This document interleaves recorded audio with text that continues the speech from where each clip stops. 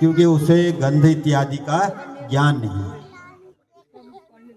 तो पहले दिन जो है आप छोटी से छोटी, जो 1.5 साल की है, 2 साल की है, ऐसी कन्या को लाएं और दूसरे दिन, दूसरे नवरात्रि के दिन 2 कन्याओं को भोजन कराएं, तीसरे नवरात्रि के दिन 3, चौथे नवरात्रि के दिन 4, पांचवें नवरात्रि के दिन 5, छठे नवरात्रि के दिन 6, सातवें नवरात्रि को 7 और 8वें नवरात्रि को 8, 9वें नवरात्रि को 9 कन्याओं को भोजन कराएं।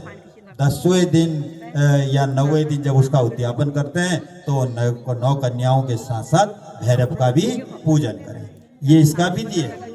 और हो सके तो कन्याएं जो ला रहे हो, ये कन्याएं स्वजाति हो, स्वजाति कन्याओं को लाना चाहिए। जैसे अगर क्षत्रिय कन्या पूजन कर रहा है, राजपूत, वो राजपूत की कन्याओं को लाए और ब्राह्मण की कन्याओं को लाए,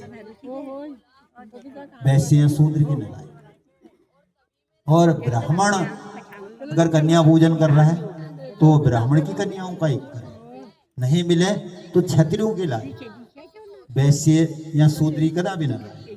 और क्या आवश्यकता है कि 2 वर्ष की एक कन्या हो, 3 वर्ष की एक कन्या हो, 4 वर्ष की एक कन्या हो, 5 वर्ष की एक हो, 6 वर्ष की एक कन्या हो, 7 वर्ष की एक कन्या हो, 8 वर्ष की एक कन्या, 9 वर्ष की एक कन्या और 10 वर्ष की एक कन्या।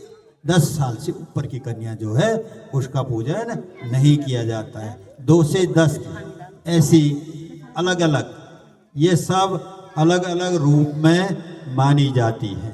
तो इनका पूजन करें।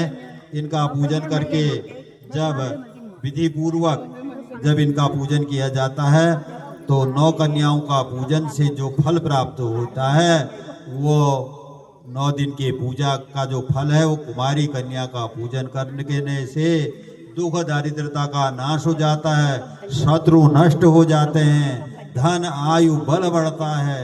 त्रिमूर्ति 3 साल के नाम 3 वर्ष की जो कन्या है, इसका पूजन करने से धर्म अर्थ काम की पूर्ति होती है, धन धान्य का आगमन होता है, पुत्र पौत्र आदि संतति की वृद्धि होती है। जो मनुष्य विद्यार्थी, विजयार्थी, राज्यार्थी, सुखार्थी हों वो कल्याणी का पूजन करें, क्योंकि यह कन्या सर्व कामदा कही गई है। और शत्रुओं का नाश करने के लिए भक्तिपूर्वक कालिका का पूजन करें। यदि धन ऐश्वर्य की अभिलाषा हो तो चंडिका कन्या की जो है अर्चना करनी चाहिए।